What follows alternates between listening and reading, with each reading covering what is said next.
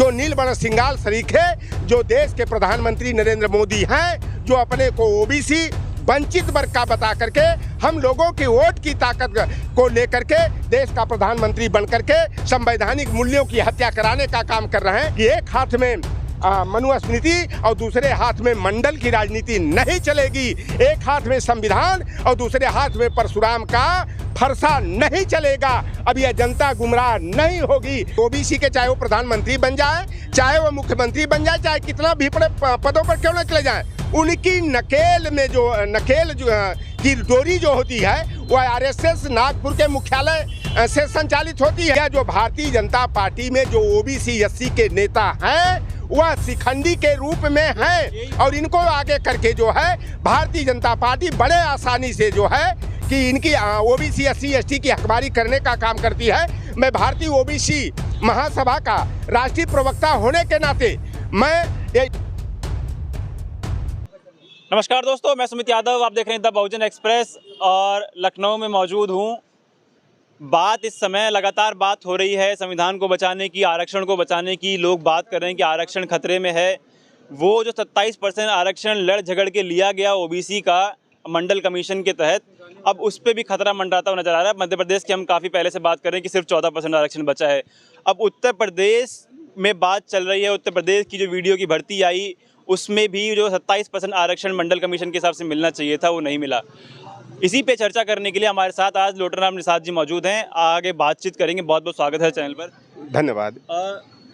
तो बात फिर वहीं आके अटक गई। लड़ झगड़ के आरक्षण लिया गया लेकिन अब मिल नहीं रहा। वो भी अभी यूपी ट्रिपल एससी के माध्यम से जो 16 मई को जो एक ग्राम विकास अधिकारी का जो 1468 पदों का विज्ञापन जो है, विज्ञापन संख्या एक परीक्षा 2023 के तहत निकला हुआ है। इसमें खुलेआम जो है ओबीसी और एसटी के पदों की हकमारी की गई है। मैं बता दूं कि उत्तर प्रदेश आरक्षण नियमावली के तहत जो है ओबीसी की जातियों को सरकारी सेवाओं में 27%, एससी को 21%, एसटी को 2% और जो ईडब्ल्यूएस का रिजर्वेशन सवर्ण जातियों को, जिसको कि सुदामा कोटा कहा जाता है, इनको 10% आरक्षण कोटा दिया गया है। लेकिन यह 1468 पदों का जो विज्ञापित कराया गया है, इसमें ओबीसी एसटी की खुलेआम हकमारी की गई है। उस विज्ञापन के पदों के आधार पर ओबीसी को 396 पद मिलना चाहिए, लेकिन जो पद उनको आवंटित किया गया है 139 का और 257 पदों की खुलेआम हकमारी की गई है। एसटी को जो है 2% के हिसाब से जो है 29 पदों की बजाय उन्हें केवल 7 पदों तक सीमित करके जो है यह हकमारी का खेल जारी है। यह भारतीय जनता पार्टी जो सबका साथ, सबका विकास, सबका विश्वास, सबका प्रयास का नारा देती है, लेकिन यह नारा दे करके जो है ओबीसी एससी एसटी की हकमारी करने का काम करती है। और देखिए इस विज्ञापन में एक बहुत बड़ा जो है रहस्य छिपा हुआ है कि एक तरफ तो ओबीसी और एसटी की हकमारी की गई है, दूसरी तरफ जो है अनुसूचित जाति को जो 308 पद मिलना चाहिए उनको 356 पद यानी 48 अतिरिक्त पद दिए गए हैं। भारतीय जनता पार्टी का ये षड्यंत्र है कि ओबीसी एससी एकजुट होकर के अगर दोनों के साथ अन्याय एक ही साथ किया जाएगा तो दोनों एक साथ होकर के संघर्ष कर सकते हैं। मैं आपके चैनल के माध्यम से जो भारतीय जनता पार्टी को जो है सामाजिक न्याय की बड़ी पार्टी बताते हैं, उसमें चाहे अनुप्रिया पटेल हो, चाहे केशव प्रसाद मौर्य हो, चाहे निषाद पार्टी के प्रमुख जो है डॉक्टर संजय निषाद है, लेकिन आज इनकी घिघी बधी हुई है, इनकी जुबान पर ताला लगा हुआ है, इनकी आवाज़ बंद है। इन नेताओं को इसीलिए मैं कहता हूं कि यह जो भारतीय जनता पार्टी में जो ओबीसी एससी के नेता हैं वह शिखंडी के रूप में हैं और इनको आगे करके जो है भारतीय जनता पार्टी बड़े आसानी से जो है कि इनकी ओबीसी एससी एसटी की हकमारी करने का काम करती है। मैं भारतीय ओबीसी महासभा का राष्ट्रीय प्रवक्ता होने के नाते मैं इस मामले में अगर संशोधित विज्ञापन उत्तर प्रदेश सरकार यूपी ट्रिपल एससी के माध्यम से, उत्तर प्रदेश अधीनस्थ सेवा चयन आयोग के माध्यम से अगर संशोधित विज्ञापन जारी करके जो कोटे के हिसाब से जितना पद ओबीसी एससी एसटी को ईडब्ल्यूएस को मिलना चाहिए उतने पद आवंटित नहीं किए जाते हैं, तो मैं इसको जो है कि माननीय उच्च न्यायालय में जो है इस विज्ञापन को चुनौती भी देने की तैयारी कर रहा हूँ। आपने जो बात कही भारतीय जनता पार्टी के नेताओं की, सवाल वही है क्योंकि सरकार में, सत्ता में दर्जनों मंत्री, दर्जनों विधायक और दर्जनों सांसद जो हैं वो पिछड़ी और अनुसूचित जाति से, दलित बहुजन कम्युनिटी से आते हैं। उसके बावजूद हमने अभी देखा कि लंबे अरसे अभी तक प्रदर्शन चल रहा है 2018 की जो 69 शिक्षक भर्ती है उसकी का। अब ये नया मामला आया वीडियो की भर्ती का। आरक्षण धीरे धीरे वो जो धोखेबाजी हो रही है पिछड़ों के साथ, दलितों के साथ, वो क्यों हो रही है, जबकि दर्जनों मंत्री, दर्जनों विधायक जो जिम्मेदार लोग हैं हमारे समाज के, वो सत्ता में हैं।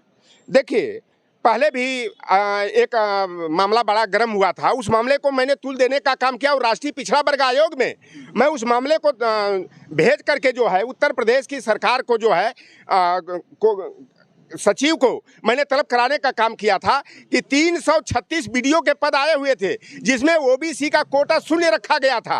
150 पद जो है कि अधिशासी अधिकारी जो होते हैं, जिन्हें ईओ कहा जाता है, उस पद में भी एक भी पद ओबीसी एससी को नहीं दिया गया था। मैंने राष्ट्रीय पिछड़ा वर्ग आयोग में उसको शिकायत करने का काम किया था। ये शिक्षक भर्ती जो 2020 वाला जो मामला आता है कि 69,000 शिक्षक की भर्ती में जो हमारे ओबीसी को 27% कोटे के हिसाब से जो हमें पद मिलना चाहिए था, वह 27% हमारा कोटा न दे करके केवल 3.48% हमारा प्रतिनिधित्व मिला।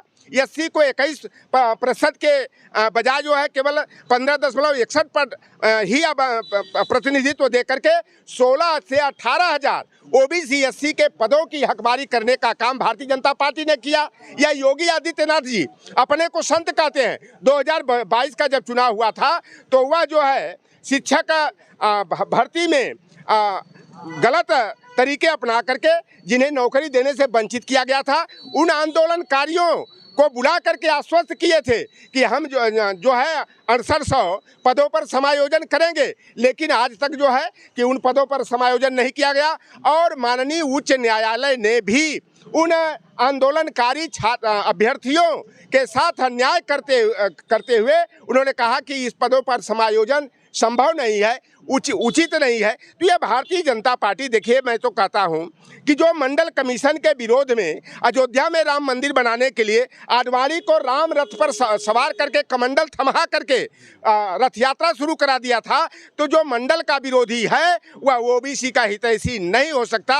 और एक बात है कि बिल्ली से दूध की रखवाली कराना और जंगली कुत्ते से मेमना की रखवाली कराना जिस तरह संभव होता है, मंडल विरोधी भारतीय जनता पार्टी से सामाजिक न्याय की रक्षा कराना कठिन है। दिल्ली से कहाँ रखवाली हो रही? प्रधानमंत्री पिछड़ी जाति से आते हैं, केशव प्रसाद मौर्य पिछड़ी जाति से आते हैं, अनुप्रिया पटेल पिछड़ी जाति के हैं, संजय निषाद पिछड़ी जाति के, तमाम मंत्री पिछड़ी जाति के हैं, तो दिल्ली से कहाँ रखवाली? अपने ही लोग हैं। आरएसएस जो है ना, ओबीसी के, चाहे वो प्रधानमंत्री बन जाए, चाहे वो मुख्यमंत्री बन जाए, चाहे कितना भी बड़े पदों पर क्यों न चले जाए, उनकी नकेल में जो की डोरी जो होती है वह आरएसएस नागपुर के मुख्यालय से संचालित होती है। यही प्रधानमंत्री जी जब प्रधानमंत्री पद के दावेदार घोषित किए गए थे तो 11 अक्टूबर 2013 को माता अमृतानंदमयी देवी के कोच्चि केरला स्थित मठ में कहे थे कि मैं तो पिछड़ी जाति का हूं और राजनीति में बहुतों के लिए अछूत हूं, लेकिन अगला 10 बरस पिछड़ों और दलितों का होगा। लेकिन यही प्रधानमंत्री ने जो अपना चरित्र और व्यवहार ओबीसी एससी के प्रति दिखाए हैं, उनके आरक्षण की हकमारी की गई है। जो संविधान प्रदत्त व्यवस्था है उससे ओबीसी एससी को वंचित करने का काम किया गया है, जिससे लगता है कि यह जो अपने को स्वघोषित, जब मुख्यमंत्री ये बने 2001 में, तो 1 मई 2002 को अपनी मोड़ जाति को घांची के वर्ग के रूप में जोड़ करके मोड़ घांची को अनुसूचित पिछड़े वर्ग की सूची में घोषित कराने का, तेली के साथ सूचीबद्ध कराने का काम किए थे। तो यह स्वघोषित ओबीसी है। और हम 6वीं कक्षा में हम लोगों को एक लेख में पढ़ाया जाता था नीलबर्ण सिंगाल की एक कहानी कि एक सियार था और घूमते घूमते रात में जो है एक गांव में चला गया और धोबी के जो है कि गड्ढा जो नापदान होता है जिसमें वो कपड़ा धोते हैं, नील उल देते हैं, उस नील वाले गड्ढे में गिर गया। तो जब देखा कि हमारा रंग तो बड़ा सुंदर हो गया, तो अपनी जाति वालों से कहा, वन की देवी आई थी और मुझे तुम लोगों का राजा घोषित की है, जंगल का राजा देवी जी ने बनाया है। और वह अपने ही लोगों पर अत्याचार करने लगा, उनका शोषण उत्पीड़न करने लगा। और एक दिन हुआस आ गई, एक सियार ने हुआ हुआ बोला, तो सियारों की आदत होती है कि वो स्वर में स्वर मिलाना शुरू कर देते हैं। तो जब उन सियारों ने बोला तो ये नीलबण सिंगाल भी हुआ हुआ बोलने लगा। तब उन लोगों को सच्चाई मालूम हुआ कि अरे भाई, ये तो अपनी ही जाति वाला है और हम लोगों पर अत्याचार कर रहा है। तो नोच नोच करके उसको मार डाले थे। तो यह जो नीलबण सिंगाल शरीक है, जो देश के प्रधानमंत्री नरेंद्र मोदी हैं, जो अपने को ओबीसी वंचित वर्ग का बता करके हम लोगों की वोट की ताकत को लेकर के देश का प्रधानमंत्री बन करके संवैधानिक मूल्यों की हत्या कराने का काम कर रहे हैं। संविधान और लोकतंत्र को कुंद करने का और संविधान के अनुच्छेद संख्या 15(4), 16(4), 16(4) ए के तहत जो हमें प्रतिनिधित्व का अधिकार मिला है, उस अनुच्छेद का जो है कि खुलेआम जो है कि बंटाधार करने का काम कर रहे हैं। जब देखिए 2010 का घटनाक्रम बताऊं कि माननीय नेताजी और लालू प्रसाद यादव जी और सामाजिक न्याय के महान योद्धा परम पूजनीय शरद यादव जी ने 2010 के में मुद्दा उठाना शुरू किया, संसद में आवाज़ उठाना शुरू किया कि ओबीसी की जातिवार जनगणना होनी चाहिए। और कांग्रेस पार्टी ने 2011 के सेंसस में सोशियो इको कास्ट सेंसस कराया था, सामाजिक आर्थिक जातिगत जनगणना कराया था। लेकिन 2024 में मोदी को पिछड़ी जाति का, वंचित वर्ग का समझ करके देश की जनता ने मोदी को प्रधानमंत्री बनाया।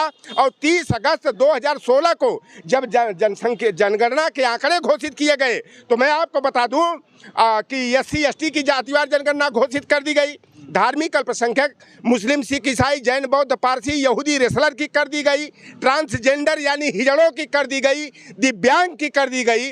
और सरकारें कछुआ की, घड़ियाल की, मगरमच्छ की, डॉल्फिन की, भालू की, बंदर की जनगणना कराती हैं, तो जब जानवरों और हिजड़ों की जनगणना कराई जा सकती है तो पिछड़ों की क्यों नहीं? भाषा के आधार पर जनगणना के आंकड़े भाजपा की सरकार ने घोषित कर दिया। तो जब पिछड़े वर्ग के संगठनों ने इसके विरोध में आवाज़ उठाना शुरू किया, तो तत्कालीन गृह मंत्री राजनाथ सिंह ने सेंसस कमिश्नर और रजिस्ट्रार जनरल ऑफ इंडिया की उपस्थिति में जनगणना विभाग के अधिकारियों की दिल्ली में बैठक करते हुए प्रेस कॉन्फ्रेंस किए थे 5 जून 2018 को कि 2021 के सेंसस में हम ओबीसी की जातिवार जनगणना कराएंगे और त्वरित कार्रवाई करते हुए 2024 तक हम घोषित करेंगे।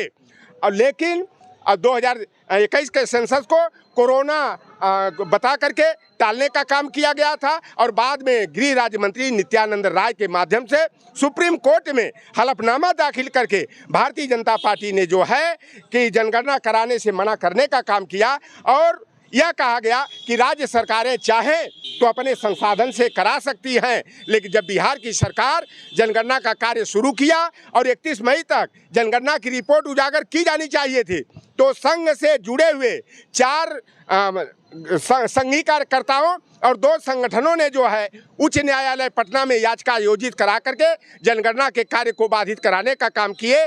3 जुलाई तक उस पर जनगणना के कार्यवाही पर रोक लगा दी गई है। तो भारतीय जनता पार्टी जो है यह सच्चाइयों को छिपाने का काम करती है। और मैं तो कहता हूँ कि भाई, ब्राह्मण समाज अपने को उत्तर प्रदेश में 16%, कोई 14%, 15% बताता है, तो हम तो चाहते हैं कि ओबीसी, SC ST की और धार्मिक अल्पसंख्यकों की सबकी जनगणना हो जाए, ताकि दूध का दूध और पानी का पानी हो जाए। और संविधान के अनुच्छेद संख्या 16(4) के ए के तहत जिसकी जितनी संख्या भारी उसकी उतनी हिस्सेदारी होनी चाहिए।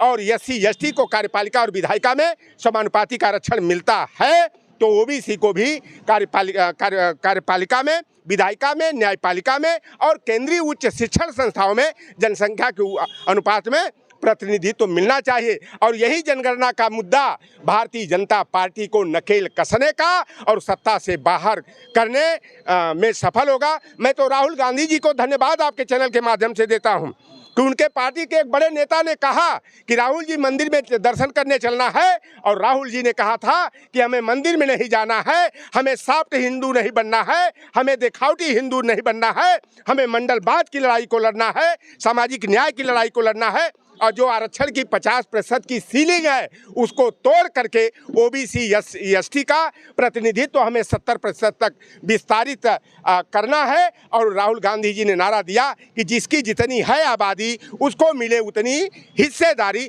और उस मुद्दे पर जो है कांग्रेस ने जो मंडलवाद के मुद्दे पर, अंबेडकरवाद के मुद्दे पर कर्नाटक में चुनाव लड़ा और सॉफ्ट हिंदू बनने का ढोंग नहीं किया।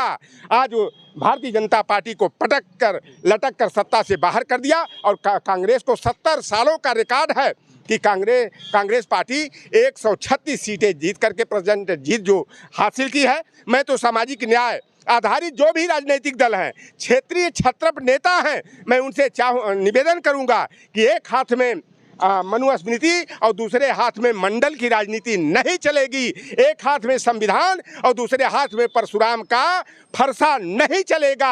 अब यह जनता गुमराह नहीं होगी, हमें खुल करके वकालत करनी होगी कि हम मंडलवादी हैं, अंबेडकरवादी हैं, पेरियारवादी हैं, और सामाजिक न्याय का ही मुद्दा हमारे लिए अहम है। और उन्हें दावा करना होगा कि जब हमें सरकार बनाने का अवसर मिलेगा तो जिसकी जितनी संख्या भारी उसकी उतनी हिस्सेदारी की परिकल्पना को हम साकार करने का काम करेंगे, क्योंकि ओबीसी एससी एसटी के लोग खुले तौर पर जो है मंडलवाद के आधार पर, अंबेडकरवाद के फील्ड पर जो है खुले तौर पर बैटिंग करने का इंतजार कर रही है। अब देखना होगा कि हमारे जो क्षेत्रीय छत्रप नेता हैं वह सामाजिक न्याय की बुनियाद को कितना मजबूत करने का काम करते हैं, उसकी फील्ड पर जो है बैटिंग करने में के लिए आगे आते हैं।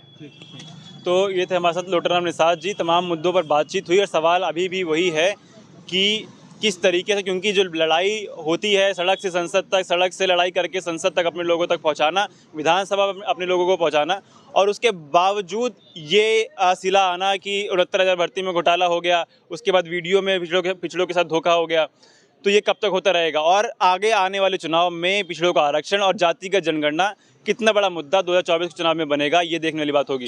फिलहाल ये वीडियो मैं खत्म कर रहा हूँ, आप लोगों से मुलाकात अगली वीडियो में होगी। जुड़े रहे हमारे साथ, तब तक नमस्कार।